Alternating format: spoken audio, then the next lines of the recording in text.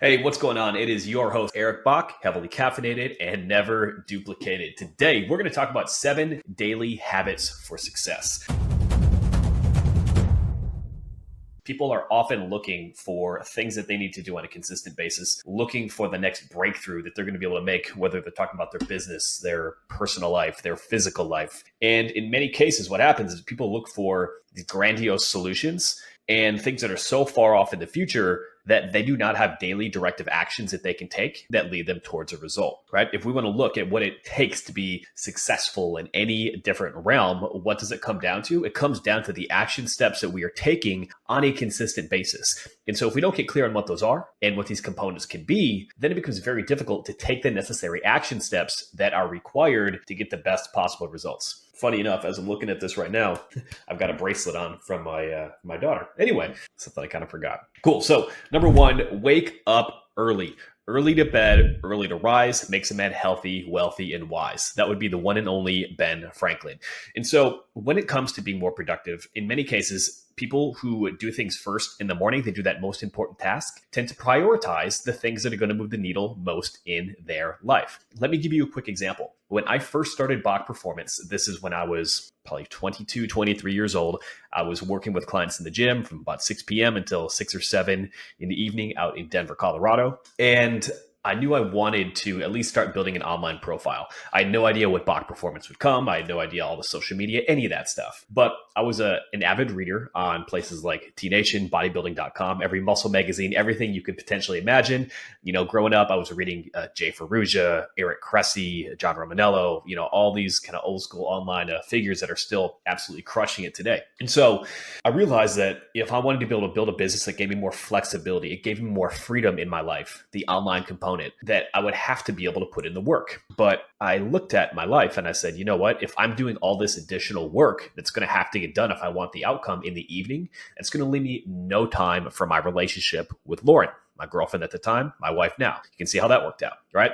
And so the decision for me was I can control more of my schedule early in the morning. I'm not going to have any other distractions that are in my day. And so if I commit to writing, to building my business in the shadows at 4 or 5 in the morning before I'm training clients at 6, I get that most important thing done early in the day before all the distractions take hold. So in a realm of business, if you focus on the most important task, the needle mover that is going to have to get done first, you always make sure that you are doing the most important thing first. And when you do the most important thing first, good things tend to happen. Now, when it comes to health, when it comes to fitness, one thing that I've noticed specifically with my clients, and I've been fortunate to work with some of my clients for 15 years and counting at this point, is 1, they typically do get up early and they focus on the most important task. And in some cases, if exercise is one of those things that they value highly, they get that workout done first thing in the morning. I reflect on my client, Brian. Brian's been incredibly successful in the oil and energy sector. And he, like clockwork, has been a client at 6 a.m. 3 days a week, come rain or shine, regardless. When I was in Denver, he lived about 25, 30 miles away from downtown and would drive downtown before his workday, show up at 6 a.m., coffee in hand, and we would go through and crush that workout. And speaking with him on why he made that a priority was, 1, he knew that if he prioritized his health, he would perform better in every other area of life. But 2nd, he had to do it in the morning before the demands of his career would take over, before social engagements in the evening or time with his family would intrude later on. And so if you were struggling to lock in a habit, if you're struggling to make progress on the most important thing in your life, whether it's personal or professional, carve out time first thing in the morning. Will it stink in the beginning to wake up a little bit earlier? Maybe. It might, but it might not. And the reality is, if we make time for the things that are the most important for the goals that we have and we get them done first, the feeling of self-accomplishment you're going to have to kick off your day really sets forth a chain reaction where you just start stacking wins and you kick ass each and every single day. So wake up early, because early to bed, early to rise makes a man healthy, wealthy, and wise. Shout out Benjamin Franklin. Number 2, have some form of meditation or prayer. Whether you're religious or not, doesn't matter to me. To me, though, taking time to sit down and be with your thoughts and to decompress is absolutely crucial. We have so much external noise in today's world that not taking the time to slow down, there's a higher power that you believe in, to speak to that higher power, to even step back and get clear on what your own thoughts are. It's easy to live a life that is pretty soon out of alignment with what you care about, what you want to accomplish most. And so one of the benefits of being able to step back, have a a meditation practice, have a practice with prayer is first, it teaches us to sit silently with our thoughts and not necessarily judge them. Right? That's an incredibly crucial thing, a skill to develop, especially if you're a hypercritical person who's always looking to push forward in your goals. And so the ability to sit down, to realize that like your thoughts are not always your actions, and then that you can more or less become comfortable with the silence. You can look to a higher power. You can ask for help if that's something that you need. Perfect. Like that becomes a skill set where it's allowing you to pull back, be introspective in terms of what matters to you, where you're struggling, be at peace with your thoughts, and build that overall practice. Of course, we can also look at the other health benefits directly related to meditation and prayer. We can look at overall stress reduction, more gratitude, more presence. All of these things will help you improve and show up as a better version of yourself in every other area. So have some form of meditation practice or prayer. When it comes to meditation, a couple helpful apps that I found. The Calm app is a great one. In addition, Headspace does a number of different courses and short meditations. I believe previously they had a free trial, which I've used multiple times. I guess a few too many emails, but that those can be very helpful tools to help you build that practice. Ideally, if it's a habit that you're struggling to build, again, do it first thing in the morning, and you're going to be much more likely to stick with it. Daily habit number 3, read something, anything. Now, yes, audiobooks, stuff like this is incredibly helpful. Reading social media posts, I guess that can be helpful as well. But ultimately, if you can grab a book, it's going to have a much bigger impact on your ability to consume and retain information, especially having a tangible book. It can create more activation within your reticular activating system, which can help you distill and understand the knowledge at a deeper level when you have that tangible book in your hands. In addition, when you are reading, when you're consuming information, don't just glance over it, actually take notes. One thing that I do that makes a huge difference in terms of my ability to consume and actually retain information is when I am reading a book, many times I'll listen to the audiobook. So yeah, I'll buy it on Audible and I'll read it, and I'll be taking notes inside of the book. So I'm scribbling all over inside of the book. And when I finish a book, I actually take all the notes and I throw them into a document. And the reason is, it's one thing to consume information. It's another one to be able to actually distill it in a way that makes sense to you and to your brain. And so if you want to be able to read something, to build a skill, to build a knowledge base around something, it's not just enough to consume the information. You have to be actively engaged in processing the information and putting it together in a way that makes sense to you. Just as an example, like a few books that I like to read on a regular basis, Effortless by Greg McKeown. This is an incredible book for simplifying really what you're focusing on and making life, frankly, a little bit more effortless. Number 2, The 7 Habits of Highly Effective People by Stephen Covey. Again, what can make you most effective is going to help you every area of your life. Number 3, The One Thing, The Surprising Truth Behind Extraordinary Results by Gary Keller. This will help you simplify and get clear on what matters most to you. Number 4, The Psychology of Money. The Psychology of Money gives you timeless lessons on wealth and greed and happiness.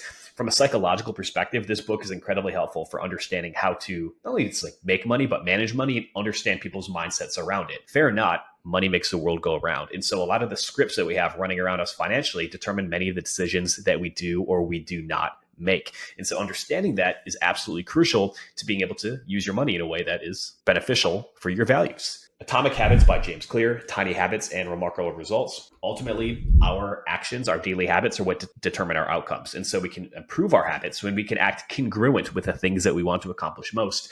And then we can avoid the things that we least want to do. Then acting in that alignment is what builds confidence. It builds self-concept. And as we continue to nail the goals we set forth in front of us and we build those habits, our level of performance in every area of life continues to grow.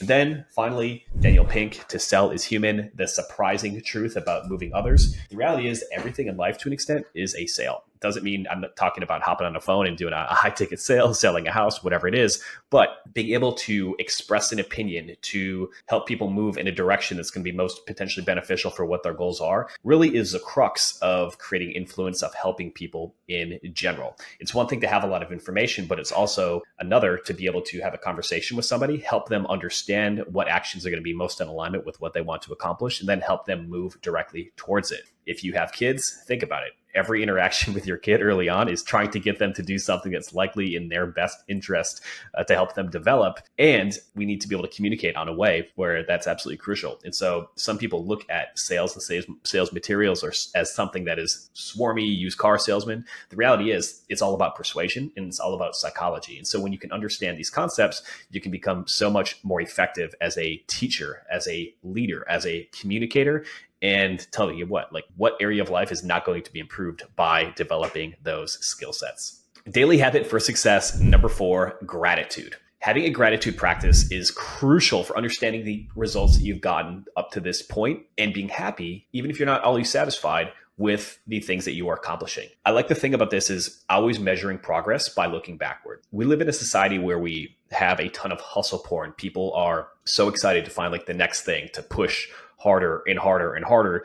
And if we always are chasing something that's in the future without ever taking a step to look back at what we've already accomplished, it can lead to a lot of feelings of inadequacy because there's always an impossible vertical, right? I mean, how many stories have you heard of people who have everything, billionaires who have everything, yet they continue to chase more money and then they burn down everything else that they value? In many cases, this is a lack of gratitude for the things that they have and continuing to chase more, and more, even if it doesn't necessarily serve what's in alignment with what they care about most, right? So when it comes to gratitude, a few things I like to do is, one, I use a 5-minute journal, a very simple little notebook. You can check out the 5minutejournal.com and write 3 things at the end of the day that went well that you can learn from, right? And when we take the time to actually step back and reflect on how far we've come, that's when we start to build confidence in our ability to control our own destiny. You see, a lot of people who struggle believe that success is not something that they can accomplish. They have an external locus of control. People who build an internal locus of control realize that they can accomplish great things. And if it's to be success, if they are to be successful, it is within their capabilities of doing so. However, if you never reflect back on what you've previously done, it's really impossible to give yourself a lot of credit,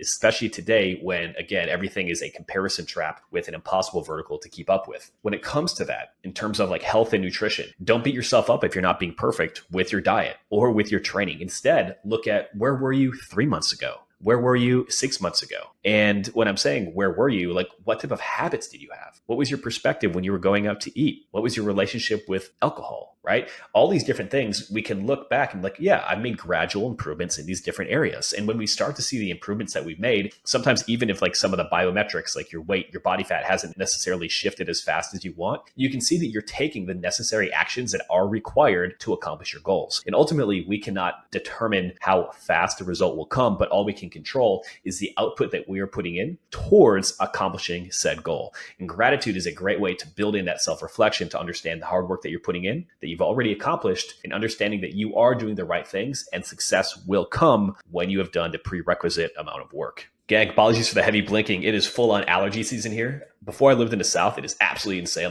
I had no idea that I would walk outside and think it's hazy outside, but really it's yellow pollen falling off of all of the trees. So get some of that in your eyes. Tell you what, you are in for a day. Habit number 5 of successful people is regular, consistent exercise. Listen, I know you're busy. You've got a lot on your schedule, but what we have to think about exercise is it's not just about burning calories or looking a certain way. When you are exercising, you are improving the performance of your meat suit, your body, down to the cellular level. The evidence is clear. I mean, exercise is incredibly powerful for mental health, for mental clarity. Learning new exercises actually boosts neuroplasticity. We are developing neural connections inside of our brain. When we're doing this, we're staying sharp. This can prevent long-term illness and disease. We know that improving blood flow down to the cellular level is going to improve cognitive function. We know that exercise itself can actually improve working memory and memory consolidation. We know that low-intensity exercise can dramatically reduce stress and improve feelings of mental well-being. And of course, if we look at life, if we look at success, what do we need to absolutely crush life? We need to be more effective with the time that we do have. So we need to have more energy, and we need to be able to expend plenty of energy in doing the things that are necessary instead of feeling tired, groggy, and lethargic. And so all of those key things are improved directly via exercise.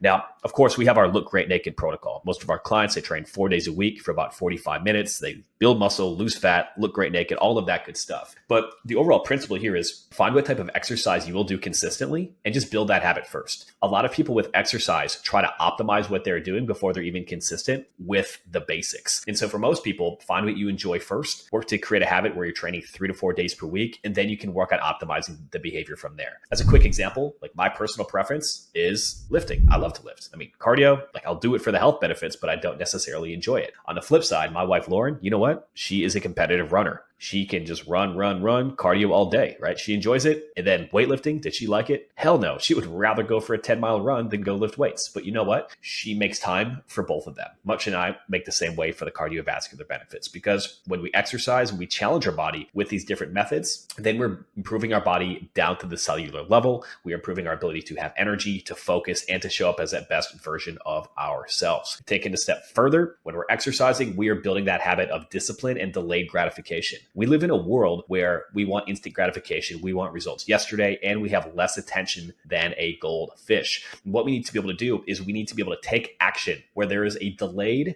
benefit of seeing the results of that action. And when we develop that skill set with exercise, we can apply it everywhere else in life. When you think about it, it's kind of like when you're in school and you're studying at the beginning of a semester. You do not have the answers to the test that's going to happen at the end of the semester. You're gradually building that skill set. And when you build that knowledge base, the idea is that knowledge base that you build is going to be able to be a foundational piece for you. And it's going to provide that foundation for more knowledge down the road, even if you're not quite there yet. Need to think about is step back sometimes from what the clear-cut goal is with our exercise, focus on the process itself and building that habit. And once we do it, then that path that we need to take going forward becomes more clear. Daily habit number 6 for success: eating at consistent times. Now, you might wonder, what the heck does this have to deal with success? The reality is, like, when people who are most successful, they do not operate on a whim. They have a clear-cut schedule. They know what they're going to do, when they're going to do it, and why they are doing it.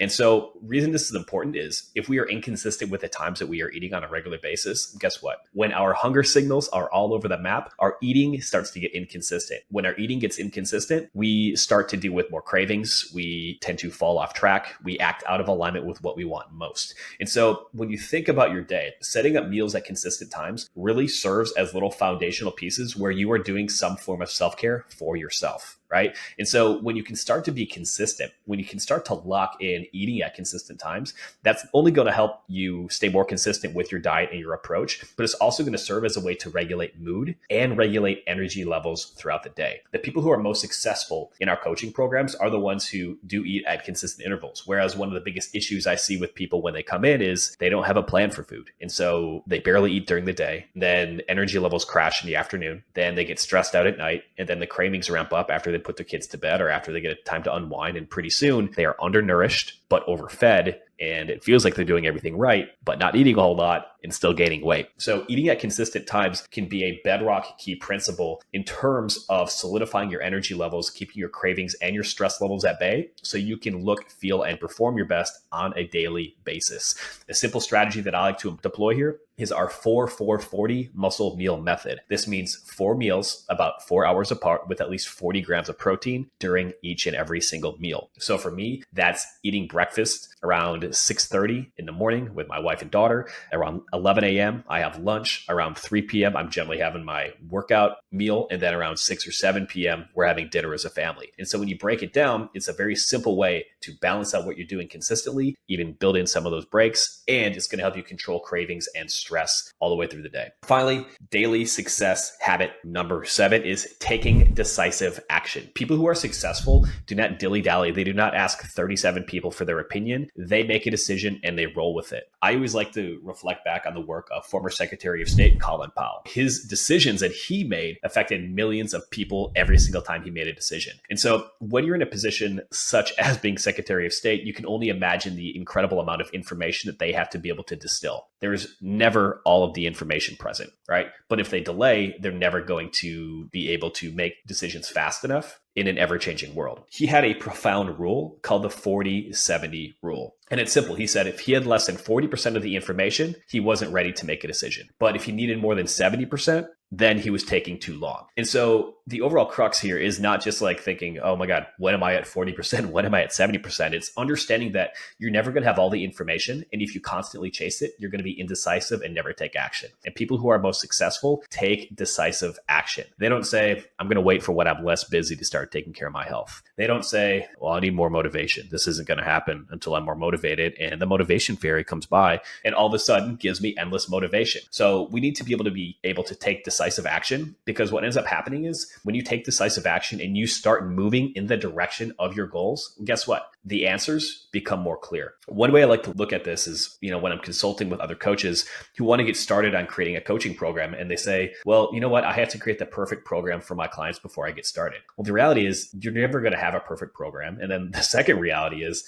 you're never going to actually have a better coaching program until you get feedback from people who are actually doing it, right? Much in the same way, if you are trying to find the best way to lose fat or build muscle and you're not getting started because you don't have enough information yet, you'd be much better off acting on the information that you do have, finding if that particular method is working well for you, where it is working, where it's not, and then making improvements from there. Ready, fire, aim, and then you can course correct as you're gathering data with that information. You're going to succeed exponentially faster in every area of your life, whether we're talking health, wealth, or your relationships, if you get started and take decisive action instead of diddly-dallying, twiddling your thumbs and waiting for the perfect time to get started. All right, gang, that wraps up. If you enjoyed this video, please drop us a comment and leave us a 5-star review. When you do that, that's how we can get this information into the hands of more people and keep the show free of ads, so you don't have to hit that little 15-second speed up button. Until the next time, look right naked without living in the gym. Did you find this helpful? If so, pound that like button and hit subscribe. Now, if you want a free copy of our Chiseled Muscle Cheat Sheet, the no BS way to help you lose body fat and build lean muscle in 90 days,